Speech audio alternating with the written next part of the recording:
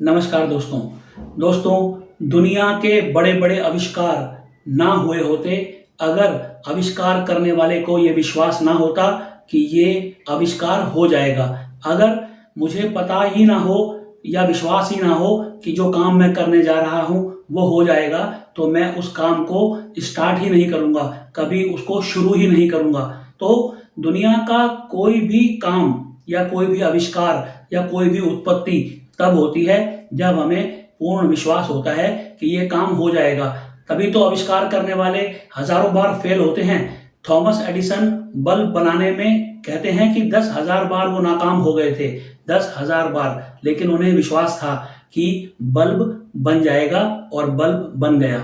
यानी विश्वास में बहुत ताकत है और हम में शायद विश्वास की ही कमी होती है कि हमारे काम नहीं बन पाते। हम कोई भी उपाय करते हैं, कोई भी सलाह किसी से लेते हैं, लेकिन करते हुए यही होता है कि पता नहीं ये काम बनेगा कि नहीं बनेगा। हमारे मन में शायद विश्वास की कमी होती है। तो दृढ़ विश्वास किसे कहते हैं, मैं आपको एक 2 मिनट की कहानी सुना रहा हूं, आप जरूर सुनिए। एक डॉक्टर साहब थे, उनका अपने गांव में ही थोड़ी दूर पर क्लिनिक था। उनका रोज का नियम था कि जब वो अपने क्लिनिक के लिए निकलते तो उनकी पत्नी उनके हाथ में एक पर्चा पकड़ाती जिसमें आज का सामान क्या क्या चाहिए घर के गुजारे के लिए वो लिखा होता था। तो डॉक्टर साहब अपने क्लिनिक पर पहुंचकर उस पर्चे को देखते और उसमें लिखे हुए सामान का हिसाब लगा लेते कि ये कितने का सामान आएगा, और उस पर्चे को भगवान श्री कृष्ण के चरणों में रख देते और कहते कि तूने ही करना है। इतना करने के बाद जब उस दिन के गुजारे के पैसे उनके पास इकट्ठा हो जाते, मान लीजिए कि पर्चे में लिखा हुआ सामान 400 रुपए का है, तो जब वो 400 रुपए की आमदनी कर लेते, वो अपने क्लिनिक को बंद करते और घर चले जाते। उनका रोज का नियम था, उनका ये मानना था कि जो भी मेरी जरूरतें हैं वो भगवान श्री कृष्ण रोज तो पूरी कर देते हैं, फिर मुझे ज्यादा मेहनत करने की या ज्यादा मत्था मारने की जरूरत क्या है, ऐसा उनका नियम था। तो एक दिन उनकी पत्नी ने जो उनको पर्चा दिया वो बहुत बड़ा था, लेकिन वो विचलित नहीं हुए। उस पर्चे को लेके क्लिनिक पर गए, पर्चा खोला तो देखा उसमें लिखा था कि बिटिया शादी के लायक हो गई है, नीचे लिखा हुआ सामान उसके दहेज के लिए चाहिए। तो उसमें फ्रिज, सोफा, सोना, चांदी, ये सब कुछ लिखा था। डॉक्टर साहब ने वो पर्चा भगवान श्री कृष्ण के चरणों में रख दिया और बोला कि आपको ही करना है।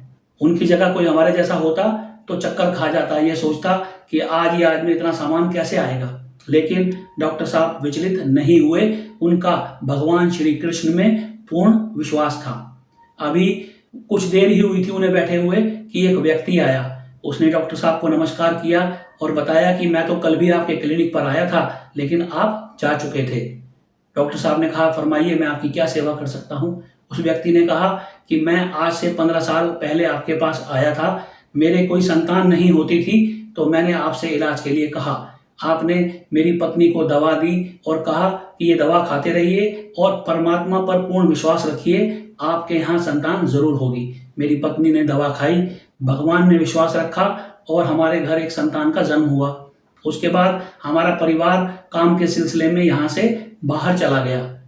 अब 15 साल के बाद मैं आया हूँ, इसके पीछे एक खास प्रयोजन है। डॉक्टर साहब ने कहा, बताइए क्या प्रयोजन है। उन्होंने कहा कि यहीं पास गांव में मेरी सिस्टर रहती हैं, तो मेरी भांजी की शादी तय हुई थी, उसका पूरा दहेज का सामान लेकर के मैं परसों ही यहाँ आया था, लेकिन दुर्भाग्य से मेरी भांजी का किसी वजह से निधन हो गया और वो दहेज का सामान ज्यों का त्यों मेरे पास पड़ा है।